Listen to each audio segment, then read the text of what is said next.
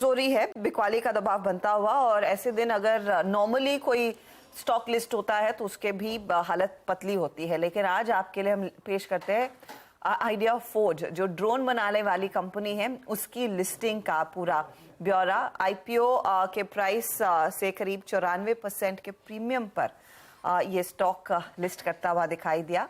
अब फंड्स का इस्तेमाल कैसे होगा, आगे का प्लान क्या है, स्ट्रैटेजी क्या है कंपनी की ग्रोथ की, दीपाली राणा हमारे साथ जुड़ रही हैं। दीपाली, एक शानदार लिस्टिंग इस कंपनी की।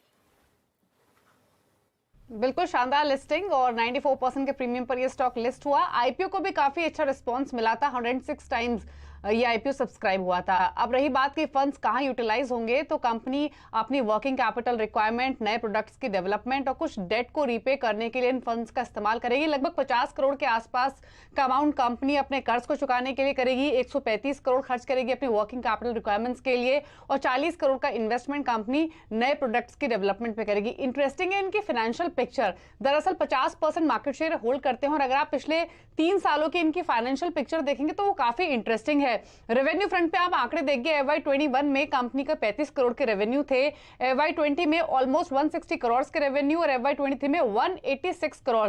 तो यानी 35 करोड़ से सीधे 186 करोड़ के रेवेन्यूज महज 3 सालों में कंपनी ने जनरेट किए। प्रॉफिटेबिलिटी फ्रंट में भी 3 साल पहले इनको 14-14.5 करोड़ का घाटा था और FY23 की पिक्चर देखेंगे तो लगभग 32 करोड़ के प्रॉफिट्स कंपनी ने रिपोर्ट किए। सिमिलर पिक्चर आपको एबिटा में भी दिखाई देगी। 3 साल पहले एबिटा नेगेटिव थी और FY23 में जो एबिटा रहे वो 47 करोड़ के आसपास रहे। ऑर्डर बुक भी कंपनी की काफी फ्लक्चुएट हुई है पिछले 3 सालों में, क्योंकि FY22 में पिक्चर ज्यादा बेटर थी, 311 करोड़ के आसपास की ऑर्डर बुक थी, लेकिन FY23 की ऑर्डर बुक देखेंगे तो ये 192 करोड़ के आसपास की है। डिफेंस मेजरली सबसे बड़ा बिजनेस जनरेट करता है कंपनी के लिए, यहां से 70% रेवेन्यूज लेकर आते हैं, सिविल सेगमेंट से 21% के आसपास के रेवेन्यूज। तो फाइनेंशियल पिक्चर तो स्ट्रांग है, लेकिन इंटरेस्टिंग है कि डिस्पाइट थोड़ी सी वैल्यूएशन एक्सपेंसिव फ्रंट पे दिखाई दे रही थी जब ये आईपीओ आया था, आईपीओ को रिस्पॉन्स भी बहुत अच्छा मिला और लिस्टिंग भी काफी अच्छी हुई है। लेकिन इंपॉर्टेंट यह है कि आगे आउटलुक क्या है कंपनी का, इसके लिए मैनेजमेंट के स्टेटमेंट को भी सुनते हैं कंपनी के सीईओ अंकित मेहता का क्या कहना है। The way we have plan, जिस तरह से हमने प्लान किया है उसके अंदर हम लोग बेसिकली एक तो प्रोडक्ट डेवलपमेंट पे हमारा काफी फोकस रहेगा।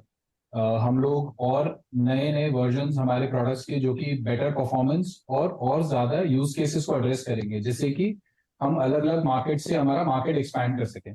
प्लस हम लोग 1-2 नए कैटेगरी ऑफ ड्रोन्स भी बनाएंगे जिनसे हमारा मार्केट को, एड्रेसेबल मार्केट को हम सिग्निफिकेंटली बड़ा कर सकें। उसके अलावा हम लोग इंटरनेशनल मार्केट्स में भी जा रहे हैं, जहां पे कि हम लोग एक्सपेक्ट कर रहे हैं कि एटलीस्ट नॉर्थ अमेरिकन ज्योग्राफी पे हमारा फोकस है, तो वहां पे हम मार्केट शेयर को थोड़ा बहुत ग्रैब करना शुरू कर सकते हैं। So that is where our current focus and growth strategy is, apart from what we are doing presently in the other local market. Okay, चलिए बात हुई आइडिया फोर्ज की। राजेश अग्रवाल जी, कोई व्यू आपका इस इशू को लेकर? ऑब्वियसली जिनको मिला उनके लिए तो लॉटरी थी आज, डबल हुआ, लेकिन इन लेवल्स पर क्या करें? देखिए, जिनको मिला उनको लॉटरी है, नो डाउट। जिन्होंने फ्लिपिंग के लिए लिया है, एक बहुत अच्छा मौका है प्रॉफिट बुक करने का, लेकिन लंबी अवधि के लिए मैं समझता हूँ कि अच्छी अपॉर्चुनिटी है इस स्टॉक में। अगर कोई गिरावट आती है तो खरीदने के लिए। अभी जैसे दीपाली बता रही थी कि आईपीओ के टाइम में थोड़े से वैल्यूएशन स्ट्रेच नज़र आ रहे थे, और जब 100% जंप हो गया है तो ऑब्वियसली थोड़ा सा और भी स्ट्रेच नज़र आ रहे हैं, लेकिन प्रोस्पेक्ट्स बहुत अच्छे हैं। ड्रोन में काम करती हुई ये कंपनी एक तरीके से इकलौती कंपनी कही जा सकती है जो इस वक्त भारत में लिस्टेड है, डिफेंस को केटर कर रही है। 2023 के आसपास मार्च में इनके मई 2023 के आसपास 265 कस्टमर थे और ईयर एंड में 192 करोड़ की ऑर्डर बुक थी। जिस तरीके के डिफेंस के ऊपर फोकस बना हुआ है सरकार का, मुझे लगता है ऑर्डर बुक में एक अच्छा इजाफा हो सकता है आने वाले दिनों में।